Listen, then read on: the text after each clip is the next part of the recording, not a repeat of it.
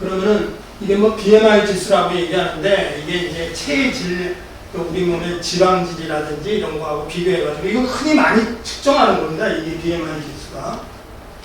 근데 이제 이런 걸로 하여튼 뭔가 측정을 해보니까 여자는 22%가 돼야 되고 남자는 23%. 왜? 이 비만도 측정했죠? 그겁니다. BMI 지수. 비만도 측정. 가면은 이렇게 쓰면 이 데이터 나오잖아요. 그죠? 근데 이제 그걸로 보면 여자는 22%, 남자는 23% 정도. 어떻든 체지방이 30% 정도는 유지가 돼야 되는데 이걸 유지를 시켜야 된다는 얘기예요. 근데 연세 드신 분들은 16%, 17%가 안 됩니다. 이게 떨어지면 회복하는데 그래서 돌아가신 분들이 굉장히 많아요. 그래서 그러면 17%, 16%꼭 BMI에 가서 재야 되냐? 사실은 그게 아닙니다. 편하게 생각하시면 그러면 지하철 계단을 스스로 오르기, 내리기도 중요한 겁니다. 계단을 오르내리는 게 굉장히, 그러니까 올라가는 것만 하고 내려오는 것만 안 한다. 일부 정형외과 선생님들 중에는 그런 얘기 하시는 분들이 계신데 그거 잘못된 겁니다. 올라갈 때에 우리가 좋아지는 그러한 우리 몸의 그런 어떤 부분하고 내려올 때 좋아지는 부분하고 다릅니다.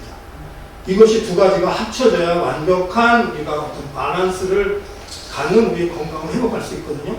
계단 오르내리기는 굉장히 좋은 운동입니다.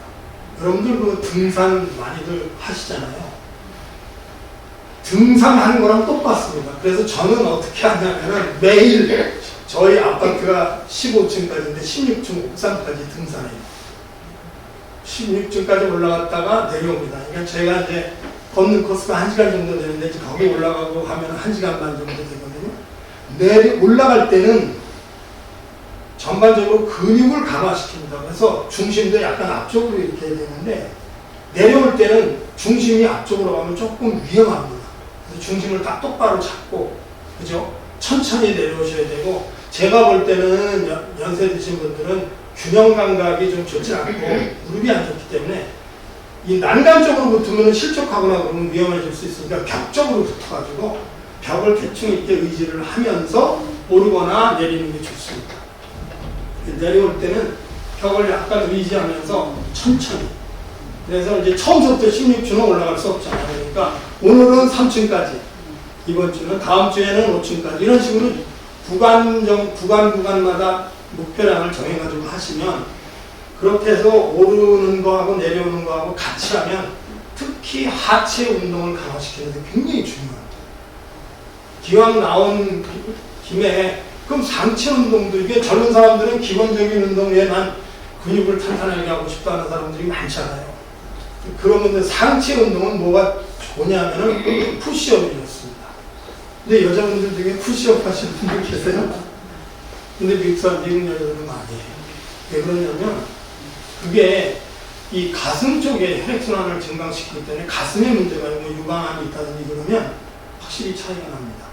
그래서 미국은 푸시업 해요, 여자들. 저희도 했으면 좋겠어요, 제가. 팔굽혀펴기 제가 말씀드렸죠? 가슴, 유방암, 폐를 증강시키는 거. 여자분들 오케이. 미국에서는 여자분들 많이 해요. 올라갈 때는 약간 구부려서, 내려갈 때는 스트레이트하게 해서 내려올 때도 계단 내려오기 반드시 하셔야 됩니다. 10층까지 욕심 부리지 마세요. 3층까지만도 매일 하세요. 여러분 있잖아요. 5분 매일 하는 거가, 그죠? 5분 매일 하는 거가 한 달이 되고 두 달이 되고, 에이, 5분 하고 뭐가. 근데 그게 5년, 10년이 돼보세요. 매일 하루도 거르지 않고 그렇게 한다면, 그럼 그게 뇌의 가소성이에요. 그게 시작은 미미했지만 결과는 창대하리라는 말씀하고 그 얘기예요, 그 얘기. 시간이 조금 있는데 혹시 의문사항이 있거나 이거는 물어보고 싶거나 그런 거 있으면 좀 말씀해 주십시오.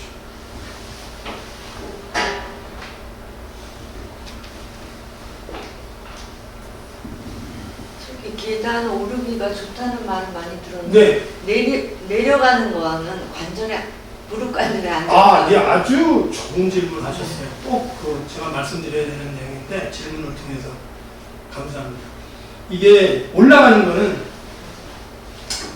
근육의 힘을 강화시킵니다. 전신 근육의 힘을. 그런데 내려오는 거는 근육은 주로 무릎 주위의 근육을 강화시킵니다. 무릎 주위의 근육만 사용합니다. 그런데 올라갈 때는 몸이 앞쪽으로 돼 있죠. 근데 내려올 때는 스트레이트하게 되기 때문에 이거는 균형이 중요합니다. 균형. 몸의 균형을 잡아야 돼요. 이 균형이 제가 아까 링빅이라고 여기 나왔죠. 중매. 딱 여기 있습니다. 여기. 눈하고 귀 사이에 여기 있는데 양쪽에 다 있죠. 근데 그 중매의 기능이 뭐냐면 무의식 상태에서 우리 몸을 자동적으로 조절해주는 모든 자율신경계, 운동, 인지 능력, 심지어는 감성 조절까지 전부 다 이 능이 컨트롤하는 겁니다. 그 제가 지금 말씀드린 자동 조절 중추, 그 다음에 운동, 인지 능력, 감성 조절, 이걸 전부 다 넓은 의미에서 면역력이라고 얘기합니다.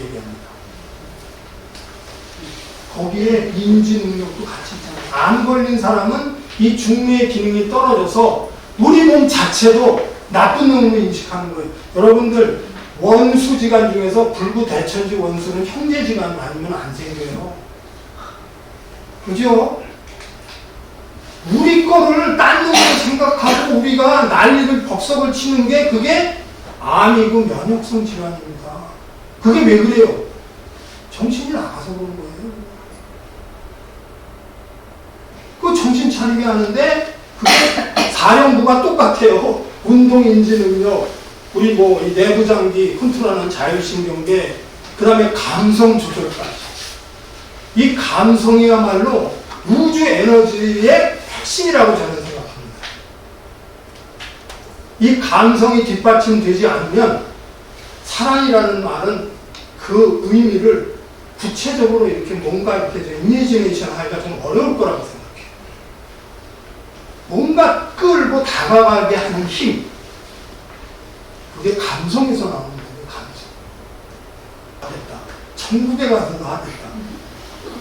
그러면 뭐 무슨 말이 있어요. 얘기가 필요 없는 거예요. 또 네. 계단 오를 때 그 요령이 발을 어떻게 해가지고 올라가는 게 좋은지 그 요령하고 아까 내려올 때 벽 쪽으로 해서 내려오면 좋다 하셨잖아요. 근데 또 내려올 때 우리가 발을 어떤 식으로 움직이면서 내려와야 되는가 좀 알고 싶어요. 아주 중요한 질문입니다. 어떤 면에서는 방법론에 대해서 저렇게 아주 심층적으로 질문하시는 분 참 대단하십니다.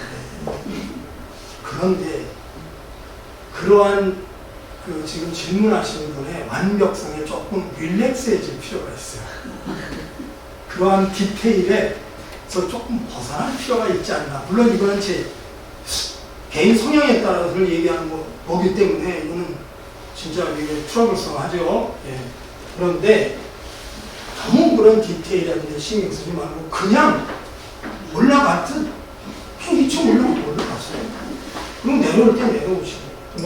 예, 그냥 무슨 방법으로 원칙에 입각해서 그거 생각하지 마세요. 조심해서. 예, 그렇게 천천히, 말 그대로 천천히 조심해. 그렇게 하다 보면 분명히 환자분 같은 경우는 자기가 1번 뭐 이거 뭐 그게 나올 겁니다. 그건 굉장히 중요한 데이터고 다른 사람들한테 어드바이스업을 할 수 있는 게 될 거라고 생각해요. 사실은 그게 중요해요. 그게 무슨 절대적인 원칙 그런 거 없어요. 걷는데 걷는 거에 원칙 꾸리지 말라. 가급적 피고 다리는 이렇게 하면 안 좋습니다. 이게 퇴화, 노화의 원인이 됩니다. 저 팔자원 가능하면 일자로 만들고 그리고 천천히 빨리 걷고 땀 내려고 하지 말고 시간이 중요하지 거리가 중요한 거라고 생각하지 말고 그 대신 우리가 믿는 거는 매일 한다는 거. 그 항상성. 이게 중요합니다. 저는 그렇게 되면 어떻게 되냐. 이 뇌에 뉴런 번들이 생겨가지고 헤비추에이션이 돼요. 습관화가 돼요. 이게 무서운 겁니다. 이게 공부하는 게